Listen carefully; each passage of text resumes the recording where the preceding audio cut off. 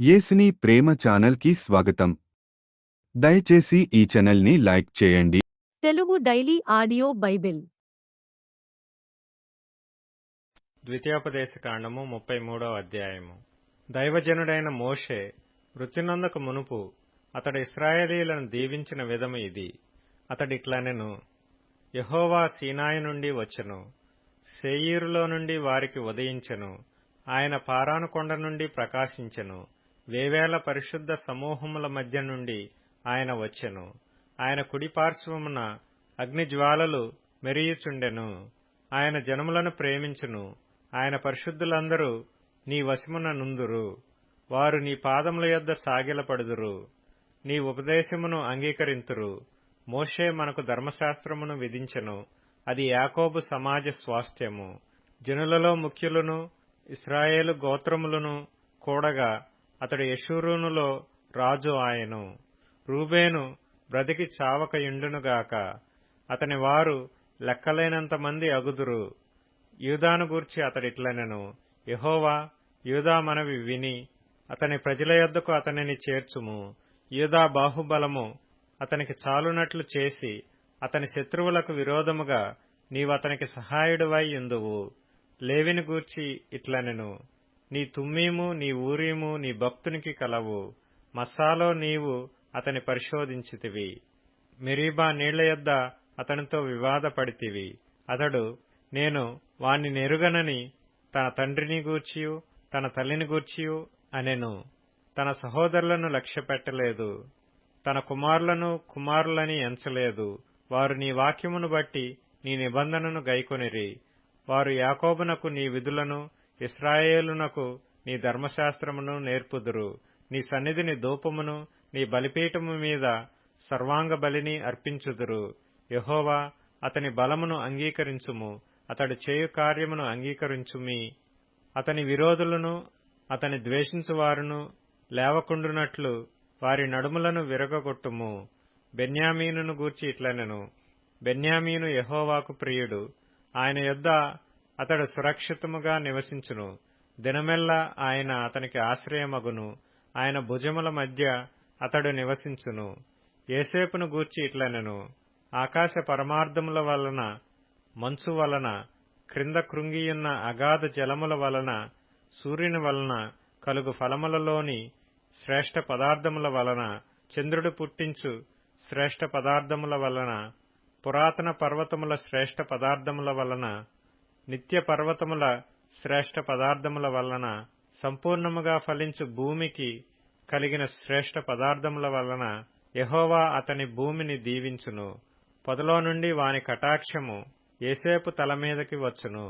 తన సహోదరులలో ప్రఖ్యాతి నొందిన వాని నడినెత్తి మీదికి అది వచ్చును.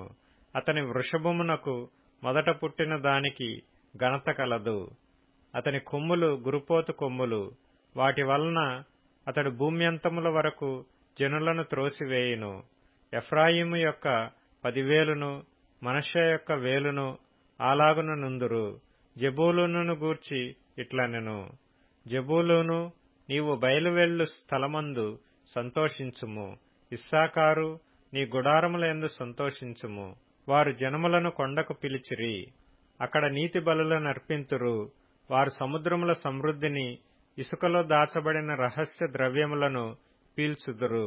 గాదును గూర్చి ఇట్లనెను: గాదును విశాలపరచువాడు స్తుతింపబడును. అతడు ఆడు సింహము వలె పొంచియుండును. బాహువును నడినెత్తిని చీల్చివేయును. అతడు తన కొరకు మొదటి భాగము చూచుకొనెను. అక్కడ నాయకుని భాగము కాపాడబడెను. అతడు జనములోని ముఖ్యులతో కూడా వచ్చెను. యెహోవా తీర్చిన న్యాయమును జరిపెను. ఇశ్రాయేలీయుల యొద్ద యెహోవా విధులను ఆచరించెను. దానును గూర్చి ఇట్లనెను: దాను సింహపు పిల్ల, అది బాషాను నుండి దుమికి దాటును. నఫ్తాలిని గూర్చి ఇట్లనెను: కటాక్షము చేత తృప్తి పొందిన నఫ్తాలి, యెహోవా దీవెన చేత నింపబడిన నఫ్తాలి, పశ్చిమ దక్షిణ దిక్కులను స్వాధీనపరచుకొనుము. ఆషేరును గూర్చి ఇట్లనెను: ఆషేరు తన సహోదరుల కంటే ఎక్కువగా ఆశీర్వదింపబడును. అతడు తన సహోదరుల కంటే కటాక్షము నొందును. తన పాదములను తైలములో ముంచుకొనును. నీ కమ్ములు ఇనపవియు ఇత్తడివియు నయ్యుండును. నీవు బ్రతుకు దినములలో నీకు విశ్రాంతి కలుగును. యెషూరును దేవుని పోలిన వాడెవడనూ లేడు. ఆయన నీకు సహాయం చేయుటకు ఆకాశవాహనుడై వచ్చును. మహోన్నతుడై మేఘవాహనుడగును. శాశ్వతుడైన దేవుడు నీకు నివాస స్థలము. నిత్యముగా నుండు బాహువులు నీ క్రింద నుండును. ఆయన నీ ఎదుట నుండి శత్రువును వెళ్లగొట్టి నశింపచేయుమనెను. ఇశ్రాయేలు నిర్భయముగా నివసించును. యాకోబు ఊట ప్రత్యేకింపబడును. అతడు ధాన్య ద్రాక్షారసముల గల దేశములో నుండును. అతనిపై ఆకాశము మంచును కురిపించును. ఇశ్రాయేలు, నీ భాగ్యమెంత గొప్పది! యెహోవా రక్షించిన నిన్ను పోలిన వాడెవడు? ఆయన నీకు సహాయకరమైన కేడెము, నీకు ఔన్నత్యమును కలిగించు ఖడ్గము. నీ శత్రువులు నీకు లోబడినట్లుగా వారు వేషము వేయుదురు. నీవు వారి ఉన్నత స్థలములను త్రొక్కుదువు. ద్వితీయోపదేశకాండము 34వ అధ్యాయము. మోషే మోయాబు మైదానము నుండి యెరికో ఎదుటనున్న పిస్గా కొండ వరకు పోయి నెబో శిఖరమునకెక్కెను. అప్పుడు యెహోవా దాను వరకు, గిలాదు దేశమంతయు, నఫ్తాలి దేశమంతయు, ఎఫ్రాయిము మనష్షేల దేశమును, పశ్చిమ సముద్రము వరకు, యూదా దేశమంతయు, దక్షిణ దేశమును, సోయరు వరకు, ఈత చెట్లు గల యెరికో లోయ చుట్టూ మైదానమును అతనికి చూపించెను. మరియు యెహోవా అతనితో ఇట్లనెను, నీ సంతానమునకిచ్చెదనని అబ్రహాము, ఇస్సాకు, యాకోబులకు నేను ప్రమాణం చేసిన దేశము ఇదే. కన్నులారా నిన్ను దాని చూడనిచ్చితిని గాని నీవు నది దాటి అక్కడికి వెళ్లకూడదు. యెహోవా సేవకుడైన మోషే యెహోవా మాట చొప్పున మోయాబు దేశంలో మృతి నొందెను. బేత్పయోరు ఎదుట మోయాబు దేశంలోనున్న లోయలో అతడు పాతిపెట్టబడెను. అతని సమాధి ఎక్కడనున్నదో నేటి వరకు ఎవరికీ తెలియదు. మోషే చనిపోయినప్పుడు 120 సంవత్సరముల ఈడు గలవాడు. అతనికి దృష్టిమాంద్యము లేదు, అతని సత్తువు తగ్గలేదు. ఇశ్రాయేలీయులు మోయాబు మైదానములలో మోషేను బట్టి 30 దినములు దుఃఖము సలుపగా మోషేను గూర్చి దుఃఖము సలిపిన దినములు సమాప్తమాయెను. మోషే తన చేతులను నూను కుమారుడైన యెహోషువ మీద ఉంచి ఉండెను గనుక అతడు జ్ఞానాత్మపూర్ణుడాయెను. కాబట్టి ఇశ్రాయేలీయులు అతని మాట విని యెహోవా మోషేకు ఆజ్ఞాపించినట్లు చేసిరి. ఐగుప్తు దేశంలో ఫరోకును అతని సేవకులకందరికిని అతని దేశమంతటికిని ఏ సూచక క్రియలను మహత్కార్యములను చేయుటకు యెహోవా అతని పంపెనో వాటి విషయంలోనూ ఆ బాహుబలమంతటి విషయంలోనూ మోషే ఇశ్రాయేలు జనులందరి కన్నుల ఎదుట కలుగజేసిన మహాభయంకర కార్యముల విషయంలోనూ యెహోవాను ముఖాముఖిగా ఎరిగిన మోషే వంటి ఇంకొక ప్రవక్త ఇశ్రాయేలీయులలో ఇదివరకు పుట్టలేదు. 6వ నెలలో గాబ్రియేలను దూత గలిలయలోని నజరేతను ఊరిలో దావీదు వంశస్థుడైన యోసేపను ఒక పురుషునికి ప్రదానము చేయబడిన కన్యక యొద్దకు దేవుని చేత పంపబడెను. ఆ కన్యక పేరు మరియా. ఆ దూత లోపలికి వచ్చి ఆమెను చూచి, దయాప్రాప్తురాలా, నీకు శుభము, ప్రభువు నీకు తోడైయున్నాడని చెప్పెను. ఆమె ఆ మాటకు బహుగా తొందరపడి ఈ శుభవచనము ఏమిటో అని ఆలోచించుకొనుచుండగా దూత, మరియా, భయపడకుము, దేవుని వలన నీవు కృప పొందితివి. ఇదిగో, నీవు గర్భము ధరించి కుమారుని కని ఆయనకు యేసు అను పేరు పెట్టుదువు. ఆయన గొప్పవాడై సర్వోన్నతుని కుమారుడనబడును. ప్రభువైన దేవుడు ఆయన తండ్రి అయిన దావీదు సింహాసనమును ఆయనకిచ్చును. ఆయన యాకోబు వంశస్థులను యుగయుగములు ఏలును. ఆయన రాజ్యము అంతము లేనిదయ్యుండునని ఆమెతో చెప్పెను. అందుకు మరియా, నేను పురుషుని ఎరగని దాననే, ఇదేలాగు జరుగునని దూతతో అనగా, దూత, పరిశుద్ధాత్మ నీ మీదికి వచ్చును, సర్వోన్నతుని శక్తి నిన్ను కమ్ముకొనును గనుక పుట్టబోవు శిశువు పరిశుద్ధుడై దేవుని కుమారుడనబడును.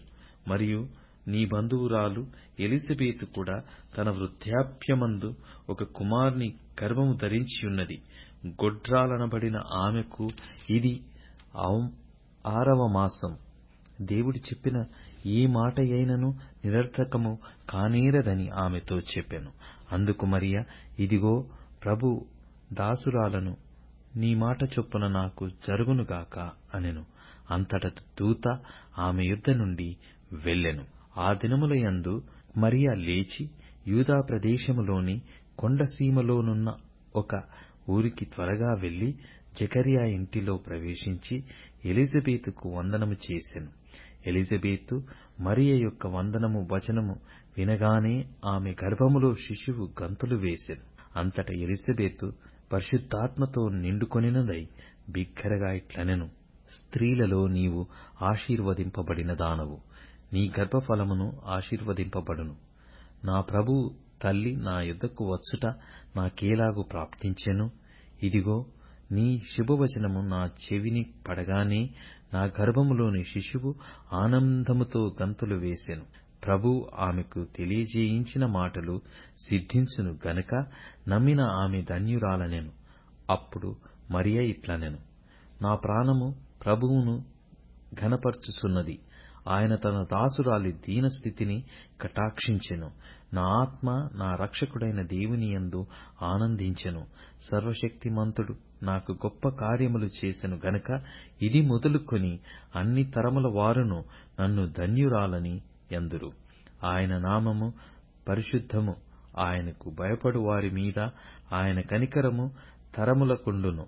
ఆయన తన బాహువుతో పరాక్రమం చూపెను. వారి హృదయములు ఆలోచన విషయమై గర్విష్ఠులను చెదరగొట్టెను. సింహాసనముల నుండి బలవంతులను పడద్రోసి తీలునెక్కించెను. ఆకలిగొనిన వారిని మంచి పదార్థములతో సంతృప్తిపరచి ధనవంతులను వట్టి చేతులతో పంపివేసెను. అబ్రహామునకును అతని సంతానమునకును తన కనికరము చూప జ్ఞాపకము చేసి కొందునని మన పితరులతో సెలవిచ్చినట్టు ఆయన తన సేవకుడైన ఇశ్రాయేలునకు సహాయము చేసెను. దయచేసి ఈ ఛానల్ని లైక్ చేయండి, షేర్ చేయండి, సబ్స్క్రైబ్ చేయండి.